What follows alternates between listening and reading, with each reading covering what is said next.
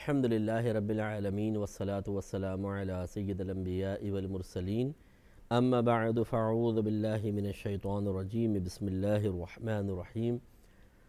الحمدللہ الہادی پروگرام میں نماز سے متعلق ہمارا کلام چل رہا تھا اور اس میں ہم نے نماز کی فضیلت کے بارے میں بیان کیا، ترک نماز کی وعیدوں پر کلام کیا۔ اس کے بعد پھر نماز قصر پہ میں نے تھوڑا سا کلام کیا، صلاۃ الخوف کے بارے میں آپ کی خدمت میں عرض کیا، اور پچھلے دو پروگرام سے نماز جمعہ کے بارے میں ہم کلام کر رہے تھے کہ اللہ تبارک و تعالی نے سورہ جمعہ آیت نمبر 9 میں ارشاد فرمایا کہ اے ایمان والو، جب جمعے کی نماز کے لیے اذان دی جائے تو جمعے کے لیے کوشش شروع کر دو، یعنی نماز کے لیے فوراً کوشش شروع کرو اور خرید و فروخت کو ترک کر دو۔ اور فرمایا ذالکم خیر لکم، یہ تمہارے حق میں زیادہ بہتر ہے تمہارے لیے، ان کنتم تعلمون، اگر تم جانتے ہو، یعنی اگر تم شعور رکھتے ہو، صحیح تمہیں اللہ کی معرفت حاصل ہے تو یہ سمجھ جاؤ کہ تمہارے حق میں بہتر ہے۔ تو یہ میں آخری بات یہی آپ کو پچھلے پروگرام میں سمجھا رہا تھا کہ ہم بعض اوقات مادی اشیاء کی قلت و کثرت کو دیکھ کر اسے سمجھتے ہیں یہ بہتری ہے اور اس میں برائی ہے۔ مادی اشیاء زیادہ آ جائیں ہم سمجھتے ہیں بہتری ہے، مادی اشیاء بظاہر کم آئیں تو ہم کہتے ہیں یہ ہمارے حق میں ایک برائی کا معاملہ ہوا، حالانکہ اللہ بہتر جانتا ہے کہ کیا معاملہ آپ کے حق میں بہتر ہے کیا نہیں۔ بعض اوقات کم ملنا اور ملا ہوا چھن جانا، یاد رکھیں یہ زیادہ بہتر ہوتا ہے۔ کتنے سیٹھ ایسے ہیں جو کڈنیپ کر لیے جاتے ہیں، وہ تاوان وغیرہ نہیں دیتے، ان کو مار دیتے ہیں۔ اب کتنا جمع ہے لیکن کیا فائدہ ہوا؟ اس طرح دکانوں پہ آتے ہیں، مزاحمت ہوئی، گولی مار کے چلے گئے، آدمی مر گیا، مال سب پڑا ہوا ہے اور چمڑی جائے دمڑی نہ جائے، جیسے سیٹھ کے بارے میں مشہور ہوتا ہے، تو مر جاؤں گا لیکن پیسے نہیں دوں گا۔ اب مر گئے، کیا فائدہ ہوا اس پیسے کو چھوڑ کر جانے کا؟ لیکن سمجھانے کا مقصد ہے کہ یہ سوچنا کہ زیادہ مال کی موجودگی ہمارے حق میں ہمیشہ بہتر ہو، یہ بہتر نہیں ہوتا، بعض اوقات تو نقصان کا باعث بن جاتا ہے۔ کتنے لوگ ایسے ہیں کہ جن کو بہت زیادہ مال ملا، ہارٹ اٹیک ہو گیا خوشی کی وجہ سے، جیسے بونڈ نکل آیا بہت بڑا، ہارٹ اٹیک ہو گیا۔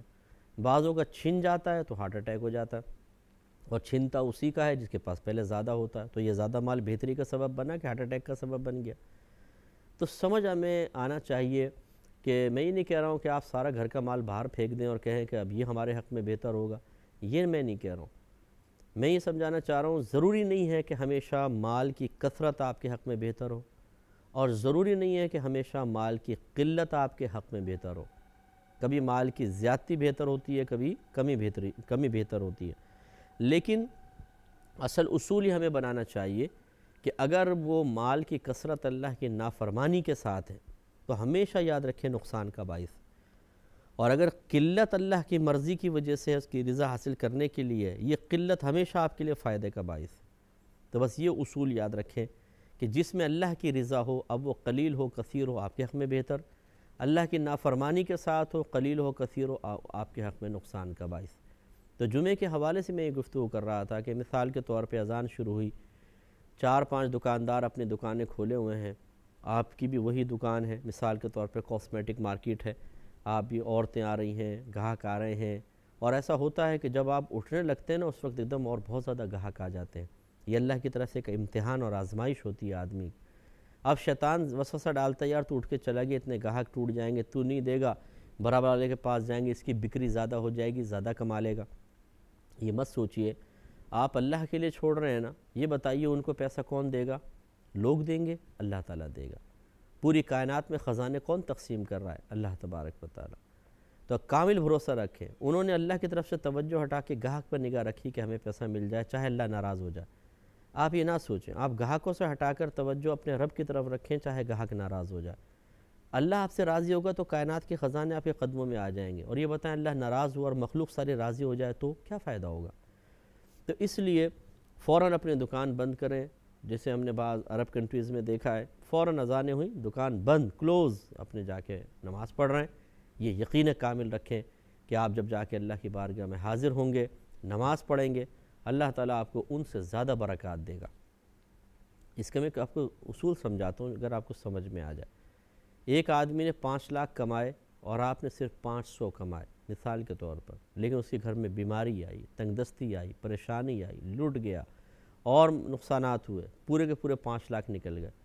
لیکن اللہ تبارک و تعالیٰ نے آپ کو ان آفات و بلیات سے محفوظ رکھا تو آپ کے 500 روپے بچے رہے. بتائیں کامیاب کون ہوا؟ آپ ہوئے.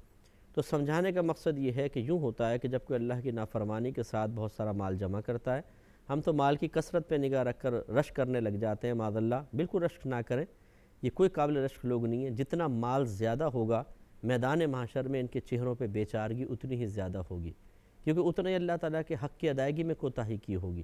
یہ مال تو ایک وبال بنے گا سانپ کی طرح.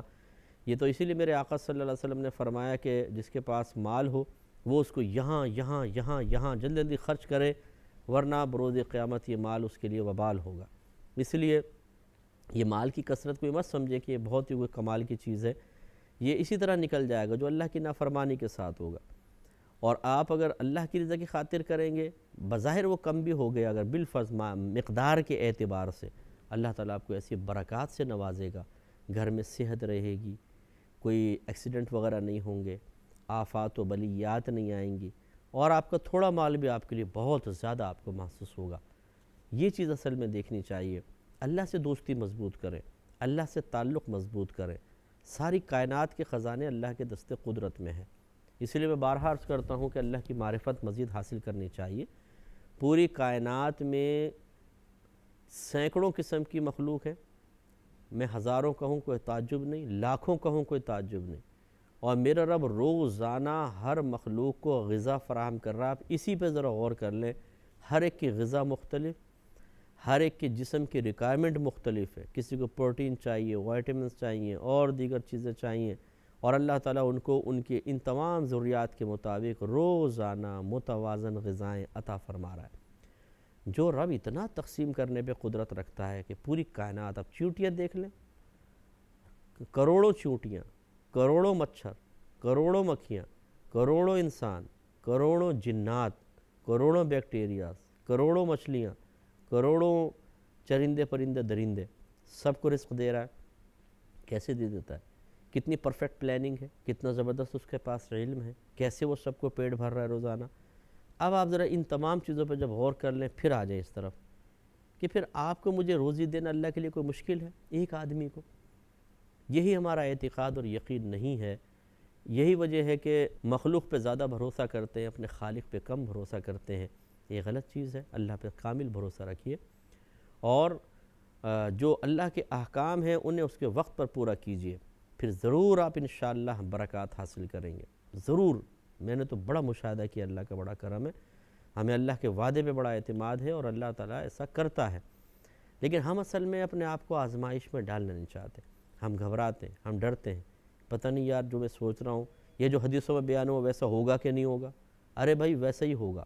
اور بالفضل اگر اللہ تعالیٰ نے آپ کے لیے کچھ اور آزمائش لکھی ہے تو کچھ بھی نہیں ہوتا. آپ ہمت کریں اور اللہ تبارک و تعالیٰ کی رضا کے لیے وہ کام کر گزریں. پھر آپ دیکھیں کہ اللہ تعالیٰ کو کتنا نوازے گا. یہ ڈر اور خوف نکالنے کی ضرورت ہے. اللہ سے دوستی اور اس پہ کامل بھروسہ کرنے کی ضرورت ہے. پھر دیکھیں فائدے کتنے ہوتے ہیں. تو اب اللہ تعالیٰ نے آخر میں بیان فرمایا کہ پھر جب نماز ادا کی جا چکے تو تم زمین میں پھیل جاؤ اور اللہ تبارک و تعالیٰ کے فضل کو تلاش کرو، اور اللہ کا کثرت سے ذکر کرو تاکہ تم فلاح پا جاؤ. تو معلوم ہوا کہ جمعے کی نماز کے بعد پھر اللہ کا فضل، اس کا مطلب یہ ہوا کہ رزق حلال اللہ کا فضل ہے. کیونکہ اللہ تعالیٰ فرماتا ہے زمین میں پھیل جاؤ اور اللہ کے فضل کو تلاش کرو. تو لازم بات ہے کہ وہ رزق حلال کمانے کے بارے میں اللہ تعالیٰ فرما رہا ہے. یہ اللہ کا فضل ہے بہت بڑا، اور اللہ کے فضل کو تلاش کرنے کا حکم دیا گیا ہے. لہذا جمعے کے دن چھٹی کا کوئی ہمارے مذہب اسلام میں تصور نہیں ہے کہ جو دکانیں بند رہیں گی، آفیسز بند رہیں گے. کھلے ہیں تو ٹھیک ہے، کوئی مسئلہ نہیں ہے. ہمارے مذہب اسلام میں کسی بھی دن چھٹی کا تصور نہیں ہے. یہ آپ کو یاد رکھنا چاہیے. یہ بعد کی ایجادات ہیں جو منع بھی نہیں ہے، میں اس کو ناجائز نہیں کہہ رہا ہوں. لیکن ہمارے آقا صلی اللہ علیہ وسلم پورے 7 دن خود بھی ورک فرماتے تھے، اور صحابہ کرام علیہم الرضوان کو بھی کام کی تلقین رکھتے تھے. دین کا کام 7 دن چلتا تھا، کوئی چھٹی کا دن نہیں تھا. تو لہٰذا یہ جمعے کے دن خاص طور پر ہمیں کوشش کرنی چاہیے کہ جمعے سے پہلے تھوڑی سی اپنی روزی کی ظاہری قربانی دے لیں، اور جمعے کی نماز کے بعد پھر تلاش کریں. دیکھیں اس لیے اللہ نے فرمایا کہ ذالکم خیر لکم ان کنتم تعلمون. یہ تمہارے حق میں زیادہ بہتر ہے کہ دکانیں بند کر دو، خرید و فروخت چھوڑ دو، نماز کے لیے آ جاؤ. یہ تمہارے لیے زیادہ بہتر ہے. ان کنتم تعلمون، اگر تم جانتے ہو، یعنی اگر تم شعور رکھتے ہو، تھوڑا بھی علم رکھتے ہو، تو یہ تمہارے حق میں بہتر ہے۔ وجہ کیا ہے کہ اللہ کے حکم ماننے میں بہتری ہوتی ہے، اللہ کا حکم ترک کرنے میں بہتری نہیں ہوتی ہے۔ آپ دیکھیں یہودیوں نے ہفتے کے دن کے بارے میں قرآن میں واقعہ موجود ہے، اللہ تعالیٰ نے ان کو ہفتے کے دن مچھلی کا شکار کرنے کو منع کر دیا تھا۔ اب ہوتا یہ تھا کہ 6 دن تک تو مچھلیاں بہت کم آتی تھیں جن دنوں میں شکار جائز تھا، ہفتے کے روز خاص طور پر اتنی مچھلیاں ہوتی تھیں پانی میں کہ کوئی ہاتھ بڑھا کے پکڑنا چاہے نا تو پکڑ لے، اتنی کثرت سے مچھلیاں ہوتی تھیں۔ ابھی اللہ نے اتنا امتحان ان کا رکھا، وہ کہنے لگے یار کیا کریں کیا نہ کریں، یہ تو ہفتے کے دن بڑی مچھلیاں ہوتی ہیں۔ تو انہوں نے کیا کیا کہ ہفتے کے روز نہر کے کنارے، یہ نہر جاری دریا جا رہا ہے، چھوٹی چھوٹی نالیاں بنائیں اور ان کے آگے گڑھے بنا دیے۔ اب یقینی سی بات ہے مچھلیاں اس پانی میں ہو کے گڑھوں میں آ گئی، جب گڑھوں میں کافی مچھلیاں جمع ہو گئی تو پیچھے سے نالیاں بند کر دیں اور کہا جی ہفتے کے روز ہم بالکل نہیں پکڑیں گے ان کو، لیکن یہ ساری کارروائی ہفتے کو ہو رہی ہے۔ اس کے بعد اتوار کو پھر وہ گڈھے سے مچھلیاں پکڑ لیا کرتے تھے، تو انہوں نے کہا کہ دیکھیں ہم نے تو ہفتے کے دن شکار نہیں کیا، ہفتے کے یہ اتوار کے دن کیا۔ اس لالچ نے ان کو مروا دیا اور اللہ تبارک و تعالیٰ نے ان سب کو بندر کی شکل میں بدل دیا، کیونکہ اللہ تعالیٰ کی نافرمانی میں صرف فائدے کے لیے ہیلہ اختیار کرنا یہ حرام ہوتا ہے۔ اللہ تعالیٰ کی نافرمانی میں صرف فائدے کے لیے، ہاں اگر ضرر اور تکلیف سے بچنے کے لیے ہوتا، بہت زیادہ ضرر تھا، آزمائش تھا، تکلیف تھی، پھر اس کی ہیلے کی گنجائش نکل سکتی تھی، لیکن یہ ہیلہ اصل میں یہ پکڑنا ہی تھا، ان کو شکار ہی کرنا تھا، خالی من کو سمجھانا تھا جی گڈھے سے بعد میں پکڑا، تو اللہ نے ان پہ عذاب نازل فرمایا۔ تو یہ اچھی طرح یاد رکھیں یہ ہر دور میں ہوتا رہا ہے، قرآن میں اسی لیے واقعات ڈالے گئے ہیں کہ ان کو ہم پڑھیں اور ان کے مطابق اللہ تعالیٰ کی معرفت حاصل کر کے اللہ پہ اپنے کامل بھروسے کو بڑھائیں۔ لیکن ہمارا ماحول ہی نہیں ہے، ہم ایسے لوگوں کے درمیان رہتے ہیں جو خود بیچارے مایوس لوگ ہیں، مادی اشیاء پہ بھروسہ کرنے والے، اللہ تعالیٰ کی معرفت سے بالکل خالی ذہن، خالی باطن، تو وہ اللہ تعالیٰ سے ایسے بدظن رہتے ہیں، حالانکہ سب چیزوں کا خالق و مالک اللہ تعالیٰ اتنا رزق عطا فرما رہا ہے، سب کچھ دے رہا ہے، نعمت ہے، اس کے لیے کیا کمی ہے؟ تو خلاصہ کلام یہ ہے کہ اسی طرح ہوتا ہے جب انسان اللہ کی نافرمانی کی طرف آتا ہے تو بسا اوقات اللہ تعالیٰ انہیں مادی اعتبار سے زیادہ دیتا ہے، لیکن انجام کیا ہوتا ہے وہی ان کا انجام دیکھیں، ان کو بندروں کی شکل میں بدل دیا گیا۔ اور اس وقت جو تھے وہ بنی اسرائیلی وہ 2 گروہوں میں تقسیم ہو گئے۔ ایک گروہ تو وہ تھے کہ جنہوں نے ان کو بالکل سوشل بیک آؤٹ کر دیا اور انہوں نے دیواریں قائم کر دیں درمیان میں، یعنی جب وہ ہفتے کو پکڑنے لگے دیوار قائم کر دی کہ ہم تم سے تعلق ہی نہیں رکھتے ہیں بھئی، بالکل تم لوگ اللہ کی نافرمانی کی طرف بڑھ گئے ہو۔ اور ایک گروپ ایسا تھا کہ جو ان کی تائید کر رہا تھا، اللہ نے ان پر بھی عذاب نازل فرمایا۔ تو اس لیے یاد رکھیں کہ اس قسم کی حرکات مناسب نہیں ہوتی کہ آدمی کھائے اللہ کا، پیے اللہ کا، آنکھیں اس نے دیں، ہاتھ اس نے دیے، دماغ اللہ تعالیٰ نے دیا، عقل اللہ تعالیٰ نے دی، ماں باپ دیے، پیسہ عطا فرمایا، صحت عطا فرمائی، لیکن جب اللہ کی فرما برداری کی باری آئے تو آدمی سوچے اللہ تعالیٰ پتہ نہیں دے گا نہیں دے گا، کم نہ دے دے، دوسرا نہ چلا جائے، اپنے ذہن کو لڑانا شروع کر دیتے ہیں اللہ تعالیٰ کے مقابل۔ اس سے زیادہ اللہ کی معرفت نہ رکھنے والا اور کون شخص ہوگا؟ اتنا معمولی سا ہم انسان ہوتے ہیں کہ کچھ امتحان ہے۔ اور مسلمانوں کی اکثریت میں نے تو ایسی دیکھی جو اللہ کی معرفت سے تقریباً خالی، انہوں نے اللہ کو پہچانا ہی نہیں ہے۔ انہیں چاہیے کہ وہ پہلے اللہ تعالیٰ کو پہچانے، اس کے بعد اپنی زندگی کا لطف دیکھیں کتنا زبردست قسم کا ہوتا ہے، لیکن یہ ہماری مسٹیک ہے کہ ہم اللہ کے قریب نہیں ہیں۔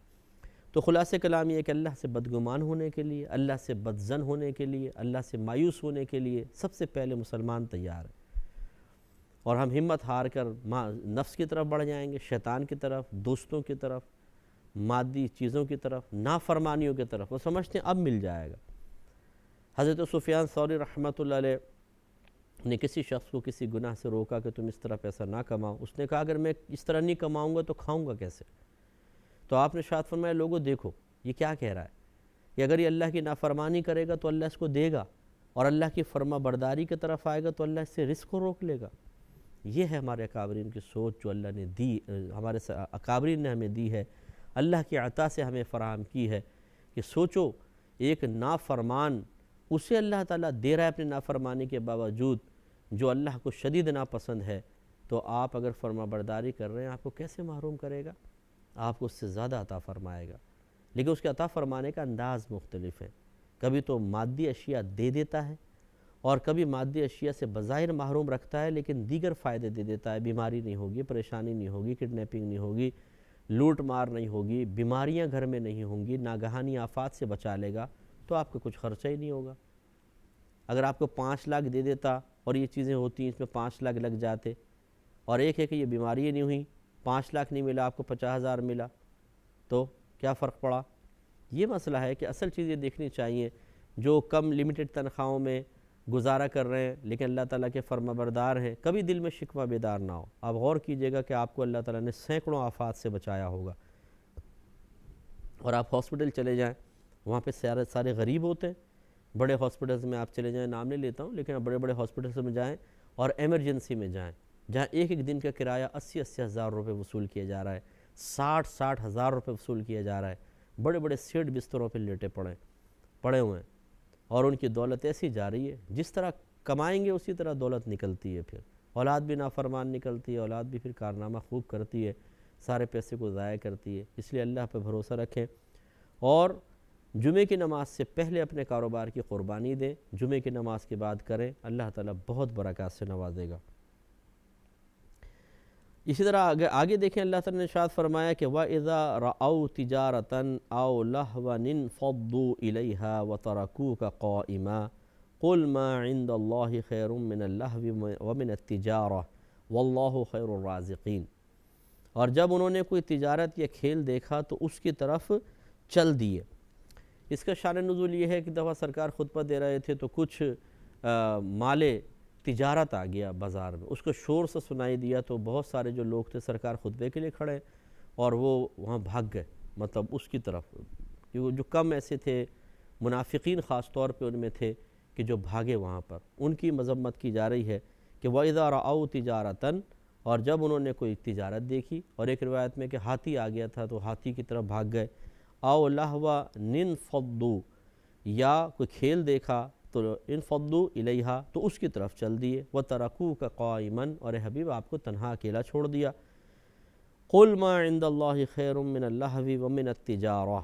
اب یہی وہ بات ہے جو میں آپ کی خدمت میں گزارش کر رہا تھا، اے حبیب آپ ان لوگوں سے فرما دیجئے کہ جو اللہ تعالیٰ کے پاس ہے وہ کھیل کود سے اور تجارت سے زیادہ بہتر ہے، وَاللَّهُ خَيْرُ الرَّازِقِينَ، اور اللہ تعالیٰ سب سے بہترین رزق عطا فرمانے والا ہے۔ یہ ہے وہ کامل بھروسے کی باتیں جو اللہ نے بیان فرما دی۔ اگر یہ ہدایات نہ بھی ہوتی تب بھی عقلی لحاظ سے انسان فیصلہ کر سکتا تھا کہ ایسی ذات پہ بھروسہ ہی بہتر ہے جو قادر مطلق ہے، کسی کا محتاج نہیں، اور ساری دنیا کے خزانے اس کے دست قدرت میں ہیں، عقل کہتی ہے۔ لیکن جب صریح حدیثیں آیات بھی موجود ہوں، احادیث میں یہ بیان مضامین موجود ہوں، پھر اگر نفس اعتماد نہیں کر رہا، بہت قابل تشویش بات ہے۔ اللہ تعالیٰ سمجھنے کی توفیق عطا فرمائے، آمین۔ وآخر دعوانا ان الحمدللہ۔